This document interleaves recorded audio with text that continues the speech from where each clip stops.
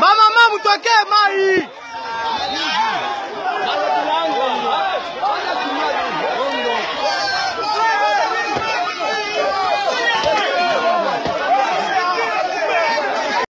Basangwa Congo na banda pour la spécialité ya breaking news avec Proverbe 30 le messager de la bonne nouvelle. Vous allez voir André qui a breaking news ici quand vous avez la bino makamu news de la Congo.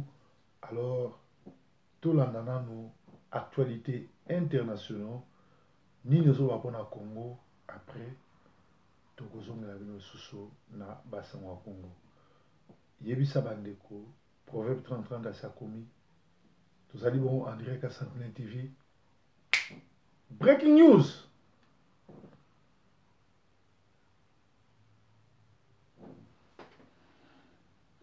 3 jours d'accalmie, les affrontements ont donc repris à Beni, dans le Nord Kivu. Des combats à l'arme lourde ont opposé dès le lever du jour ce matin des soldats congolais et des rebelles non identifiés.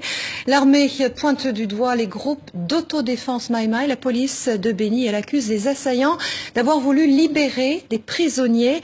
On fait le point avec Emmanuel Godard. Il était environ 6 heures ce jeudi matin lorsqu'un groupe a attaqué une position de l'armée congolaise à Kalaou, à une dizaine de kilomètres de Beni. 45 minutes plus tard, les forces armées étaient attaquées à Rwangoma, un quartier populaire de la commune de Beni. Des combats à l'arme lourde. Un obus est tombé sur une école alors que se déroulait un examen. Il y a eu au moins 5 blessés.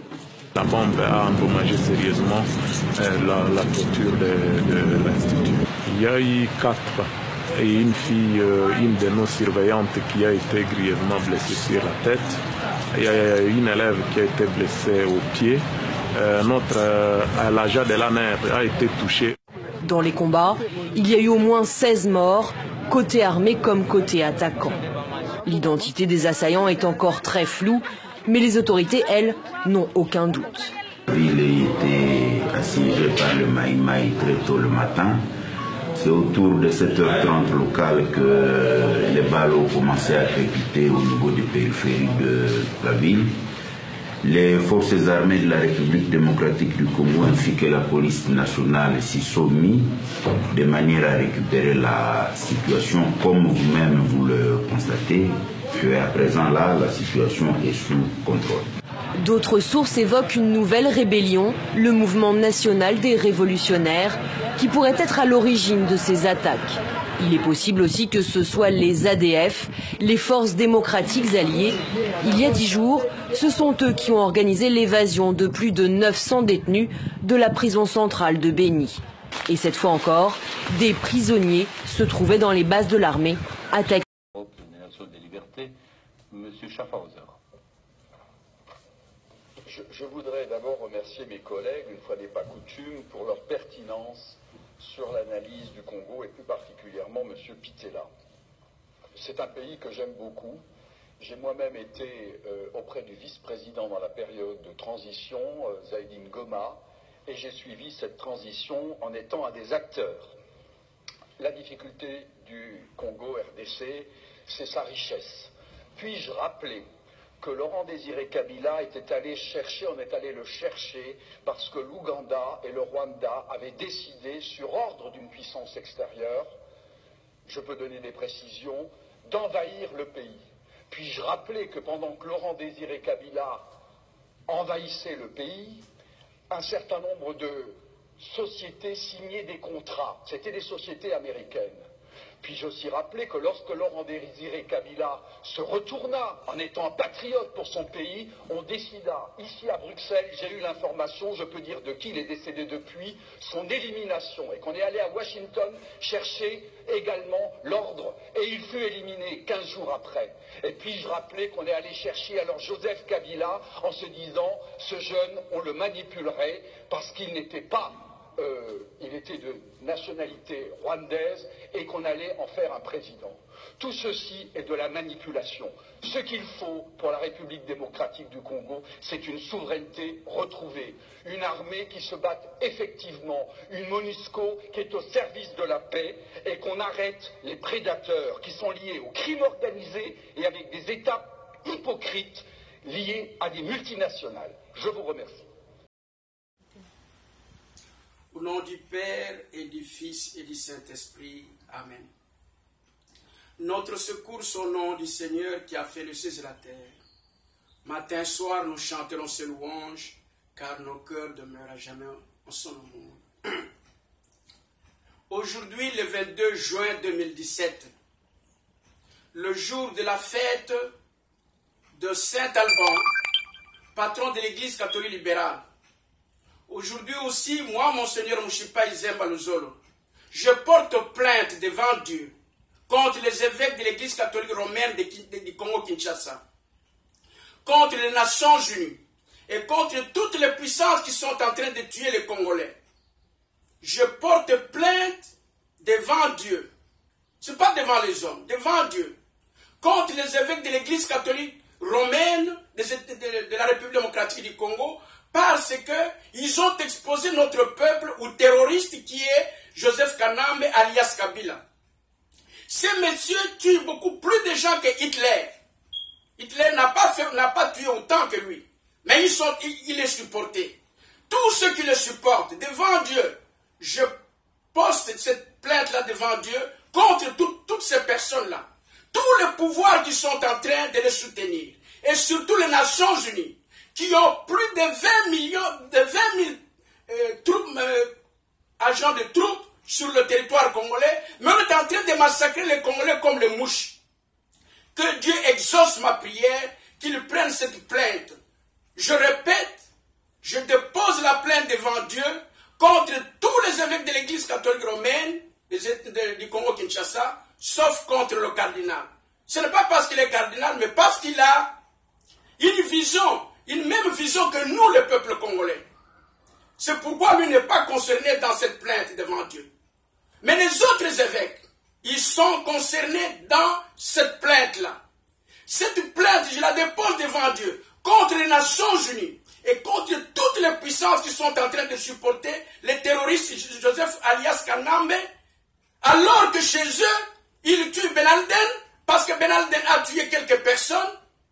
Ils tuent tous ces terroristes parce qu'ils sont en train de déranger la paix des hommes, mais ils sont en train de supporter Joseph Kanambe alias Kabila dans notre pays où il est en train de tuer des millions de personnes. Je porte plainte devant Dieu contre tous ceux qui le supportent. Moi, en tant qu'évêque de l'Église catholique, moi, Mouchipa Izemba Luzolo, je porte plainte devant Dieu.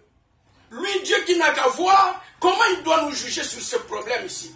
Je n'ai pas besoin d'aller porter de plainte devant tous ces gens qui sont déjà en train de nous tuer.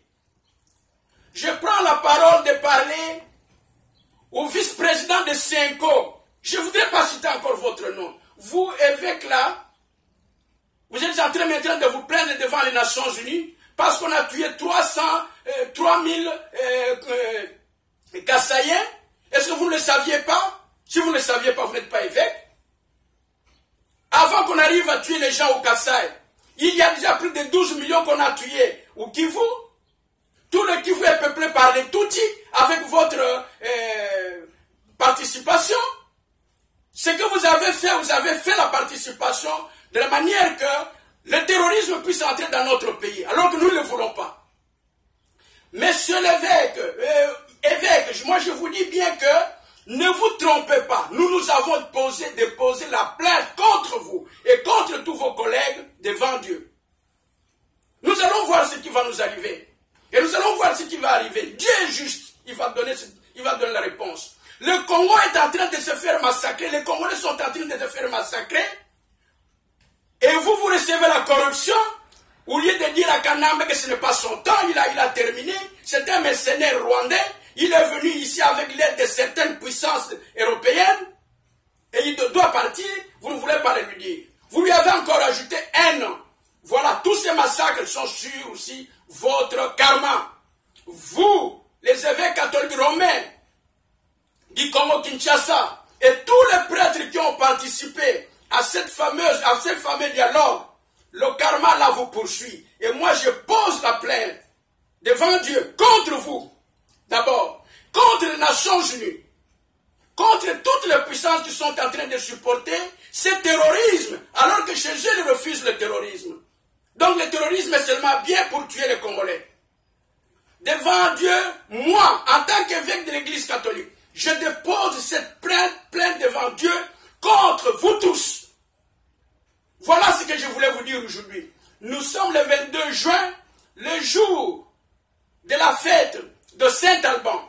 Saint-Alban, c'est lui qui est le patron de l'Église catholique libérale d'une façon générale. Mais, nous vous disons ceci que ma parole est partie.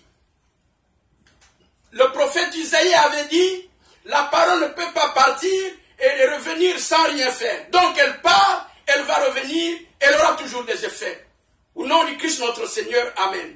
Au nom du Père et du Fils et du Saint-Esprit, Amen. Merci.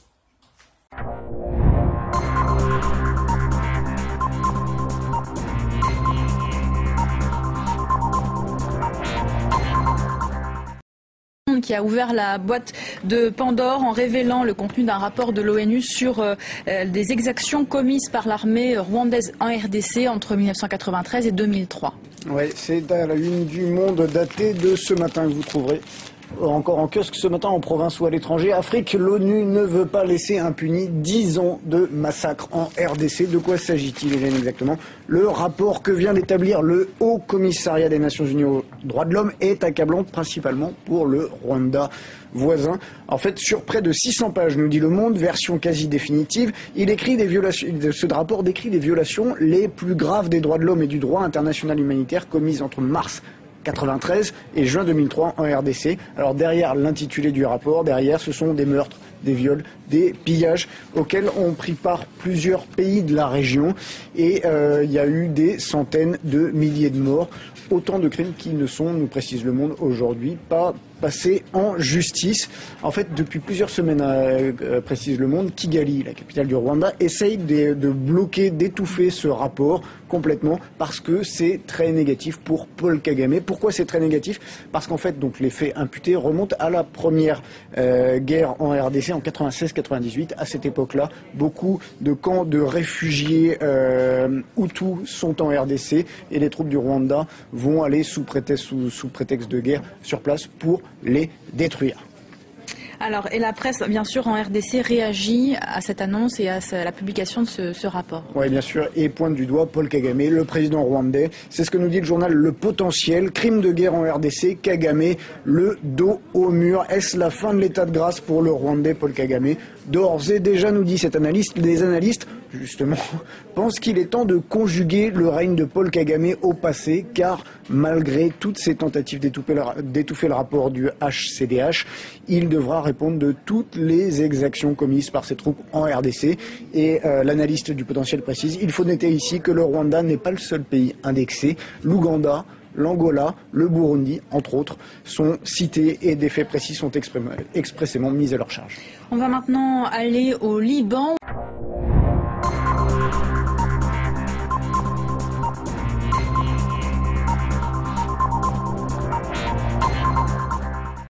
Basango Kongo na banda kuna bino za spécialité ya proverbe 30-30 mopalanganisi ya sango malamu, le messager de la bonne nouvelle, azali bongo pasteur de la diaspora, pe azali bongo momemi sango malamu.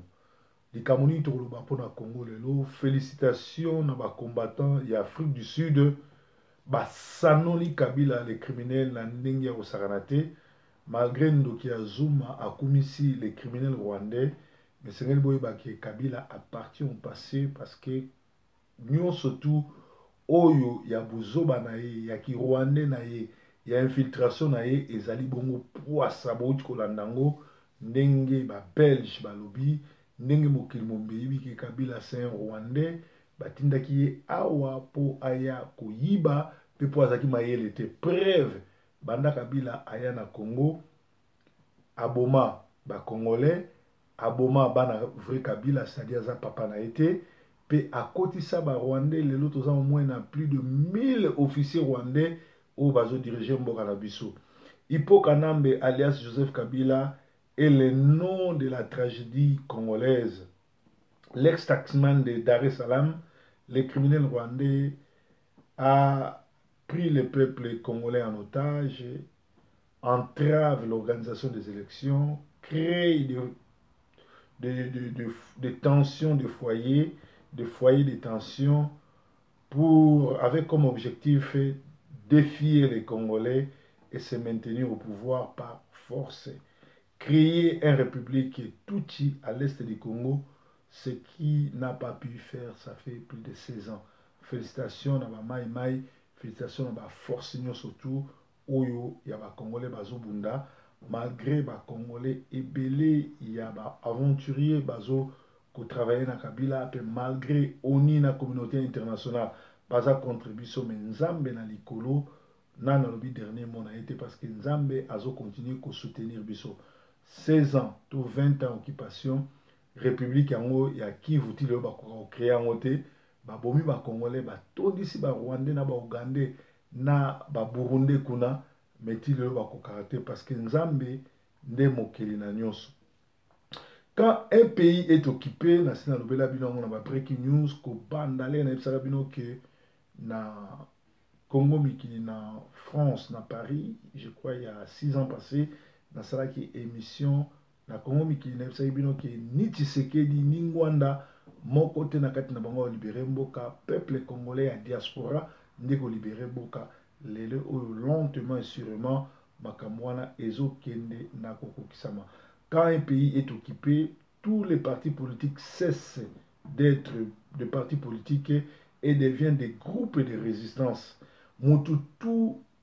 Tout parti politique n'y surtout au Royaume Sabino, toujours qu'il y a une élection, toujours qu'il y a un dialogue, tolingi kimia, tolingi boena boye, tolingi élection, boye baki mutuana aza ennemi à Congo parce que les oyo c'est connu noir sur blanc que Kabila azali étranger, azali criminel, azali bongo mutu oyaki pona ko ya ko tia trouble na Congo pe asali yango toza sous natina ya kolobela Kabila te comme kokena na élection nanga a organiser élection tout et tout parce que Kabila azo sala nyoso tout élection zalate pe nazo sabino ke élection zalate soki to benani Kabila te akotika la wana parce que à s'organiser na ndenge na atia ba chaos atia ba tension partout mais ba élection et salamate mais bilia ki bikoki mboka wana eza ni akoko na ye motolo ne ba kunda na Congo te mboka wana ezali mboka ya Nzambe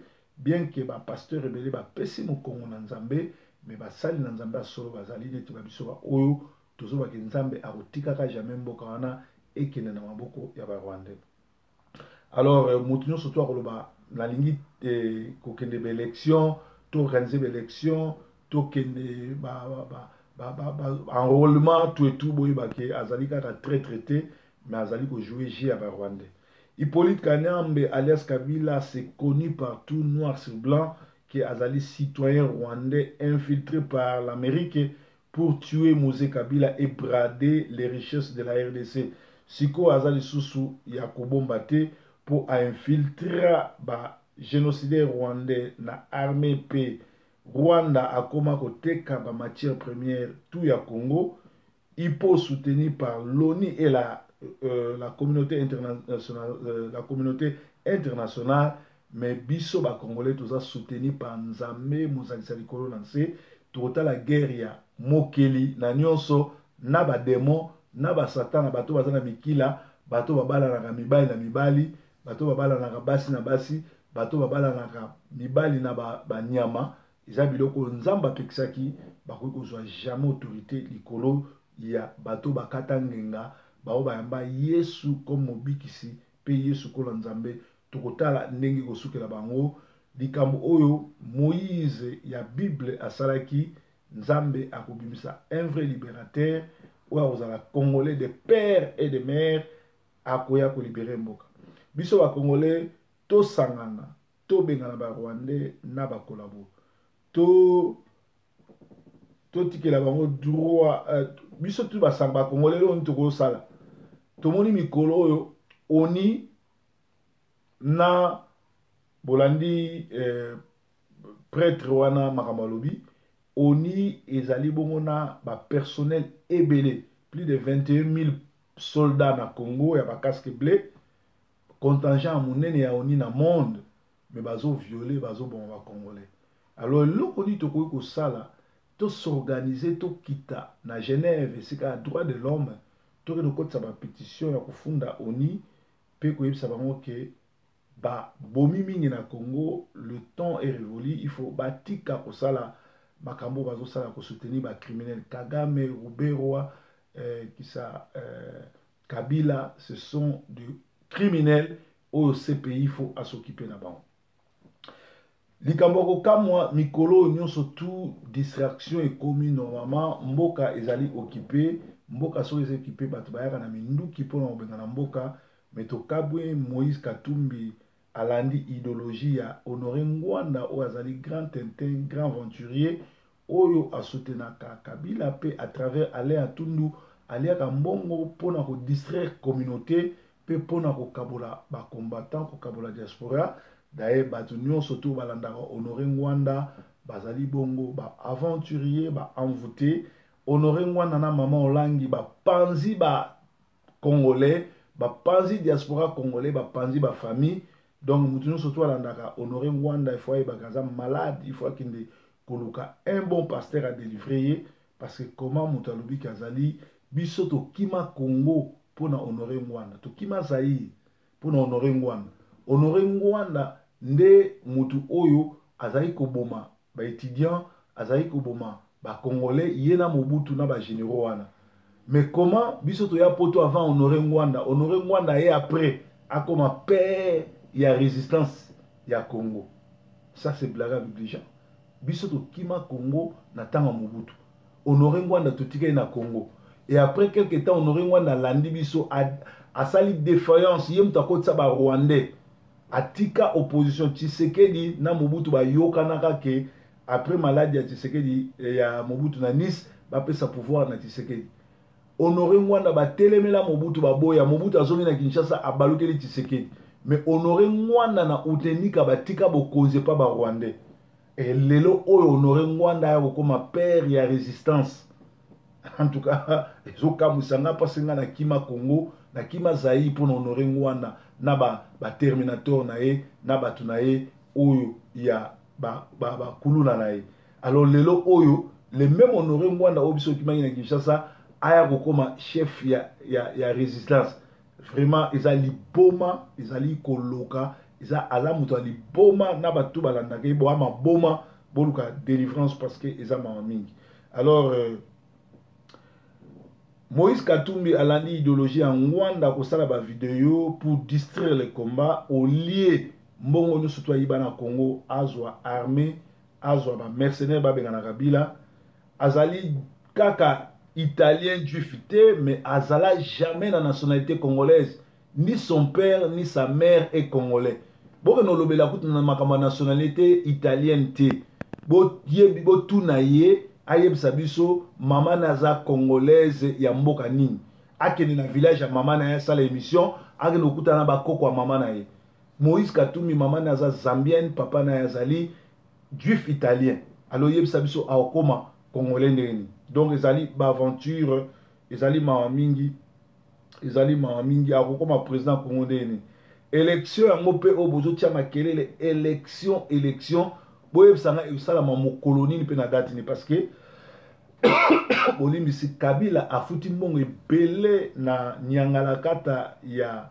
batu ya seni po ete esalama te boyebisanga date nini seni asa bimisi calendrier bozo welela kaka ezali ba je ya ba kolabo ba je ya ba traître pona kolalisa batu pongi Moïse yoza na poto Frank Diongo ba beti ba boya sanrole Diomi Ndongala aza na prison pour aboya ki makambo Kabila siko yo olobi ozali malade ba bimisa yo ya ko se faire soigner mbala liboso na monde to mona un prisonnier aya ko se faire soigner siko oye ko se faire soigner ba kosa liboso ko su poison pour te zali lukuta siko l'air aussi si ba soin o le kana TV pour ça la ba déclaration te matin avion zonga na Congo puisque tu te reproches rien oza na bavocat minene oza na nyonso to pourquoi ozo kwambrie bato na bavideo alors eza kaka bazoba bato bazolanda Moïse Katumbi normalement azosala jeu ya Kabila mpona kodistraire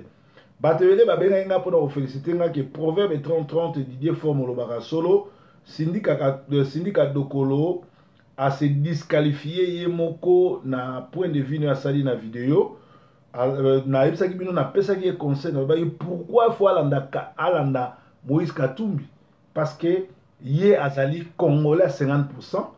Papa na ye Dokolo to yebi aza congolais ya ba Congo to yebi Sidika mwana ya un banquier Sidika bala mwana Eduardo dos Santos aza na ba million aza billionnaire koleka Moïse Katumbi koleka Kabila alors to limite que aza na posa ya appui ya Moïse Katumbi pourquoi ayaki ko s'approcher ou bien ko sala deal ko sala ko rejoindre des groupes ba criminels et pourtant ye mutu oyo azali na ye vierge azana ye na reproche moto ko salete na Congo alors ye moko a se disqualifié ye moko a komisi Kabila alobeli be élection alobeli nyonso nikolo bake to éviter bakofuta ye combien to éviter mariage na Moïse Katumbi a combien donc Sidika Dokolo azali na ye système ya ba Rwandais batindiki ye pour aller soutenir Moïse Katumbi ou aza congolais pourquoi et pourtant Moïse Katumbi aza moyibi ayiba na Kabila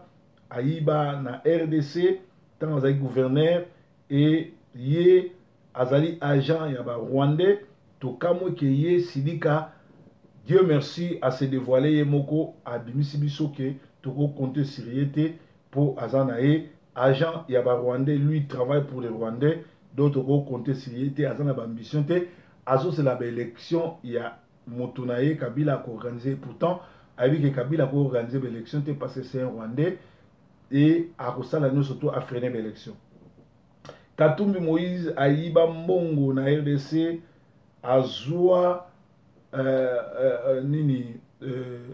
compagnie monene oyo esalaka etraita ba matière première ya Congo batekango jekamini ye na Kabila pe c'est un criminel c'est-à-dire bobetela nga masolo te na landa pe buso bana bango te parce que baza ba aventurier et tokotala ke Olivier Kamitatu azangi argument Olivier Kamitatu oyo azo leka lokola le Sankara de Kunta ya Moïse Katumbi Olivier Kamitatu azangi argument ya kopesa sur nationalité rwandaise ya Hippolyte Kabila alias Joseph Kabila na tango oyo na mokili mobimese ebiki Kabila za Rwandais ba Belge balobi ngo Kabila ya Rwandais Olivier Kamitatu oyo azalaka pembeni ya Jean-Pierre Bemba oyo a soutenir kaka ba aventurier ba miyibi na ba criminel na kamwe kutundeni ye na ba dossier ya ba crime ya Jean-Pierre Bemba ba inclure yete ba dossier ngo na mkongonete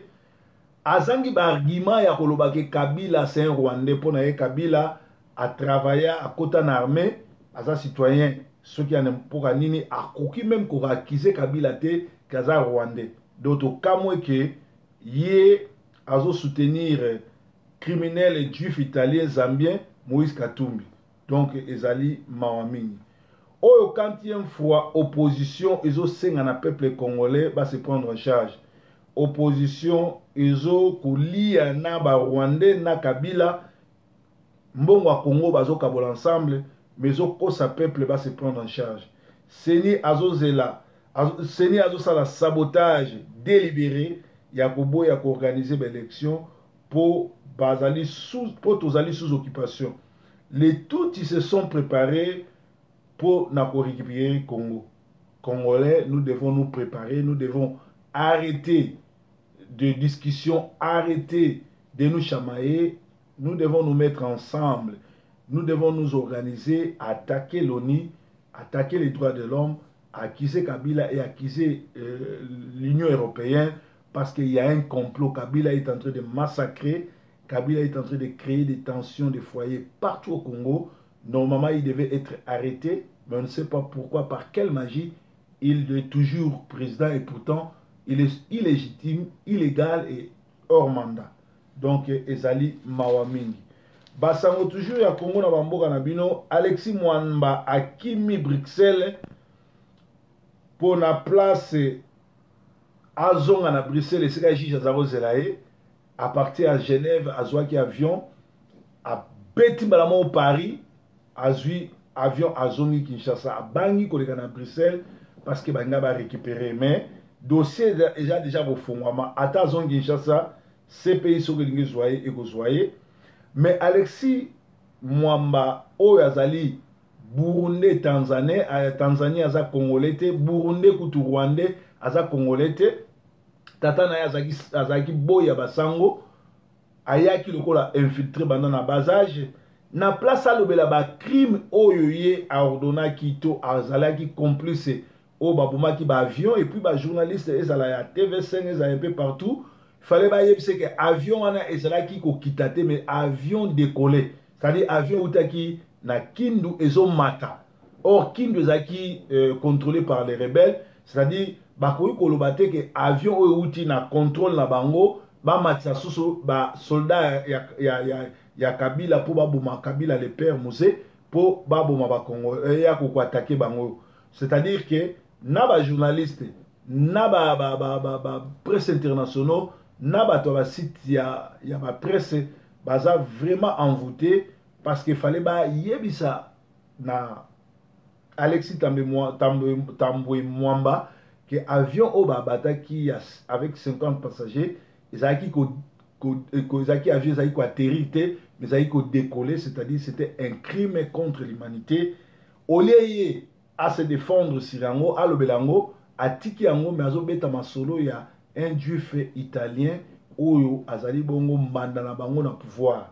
Donc, ils ont moi tala bango na bango bakomi kubala na kubunda eye mabe tolobaki ke Olivier Kamitato akamwisi biso la talaku auto le Sankara de Kunta ya Moïse Katumbi olie yo otanga koleka Moïse olobaka français koleka Moïse o travailler na politique koleka Moïse olie o tenter chance na yo yo komino atalaku ya un criminel Oaza même Congolais en plus aux autres Mutabandundu surtout yebi nengeni no botama histoire à papa non à maman no isa soni que o le na TV na kombo ba Congolais pour na ko soutenir un criminel italien juif zambien oaza même la nationalité té boye bango ke na ngonga o les paroles ne s'envolent plus ba preuve ba vidéo na bino ba bloko ya surtout ezali bongo ba preuve ou bien ezali bongo ba pièce à conviction auto Sam Sarabino tango Kabila tokobenga nae yeso zankolo bozaki bongo na Sentinelle TV restez branchés sur Sentinelle TV bozali toujours na maboko ya Mosai na Nzambe le messager Proverbe 30-30 Didier Forme journée malamu vive le Congo vive le combat to zala ini totika ba discussion tokosambisa ngwanda na ba faux politiciens na ba faux ba journalistes et kozala bongo Mukebai Nsafu soki boza ba vrai ba congolais bo arrêter ko kumisaka Moïse Katumbi parce que Moïse Katumbi aza congolais te et soki bino bolobi ke bozali bongo ba lobeli ya Congo mais bozo protéger to bozo kumisa Moïse Katumbi ou azali juif italien zambien boye bango ke bino pe boza ba ennemi à Congo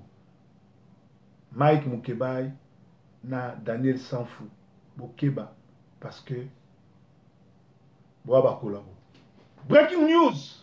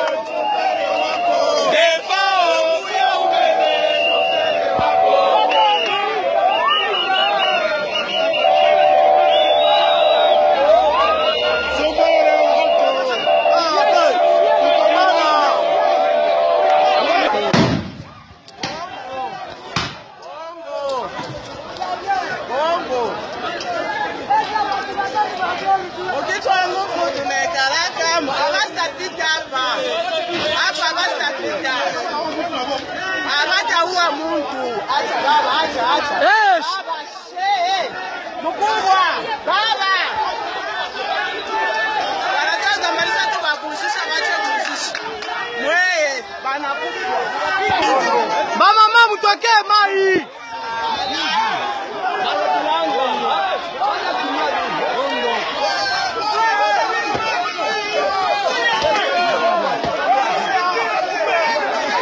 Kande na yebisa bino mboka o mboka se ya olala mboka se ya olala atana ndako baba babi TV loba choisa te le DG mboka to sepela to zala to sala ngo plaisir emekanda ndeko na bino leki na bino ya na bino le DG ya pas de le DG barbecue bandi na Soul House na Bantuwe bino mo boyebi na sima train station. Le DG te bandi wana de 14h à 22h. Na invité bino tuboya ba pasteur boya wana bozo bandimi musu asika. Bandimi pe boya wana bozo l'église asika. Boya to sepela talara. Enjoy the sunshine in Manchester from the 2nd July. Na bengi bino tout. You all welcome. I love you from the bottom of my heart. The DG, don't forget. Thank you.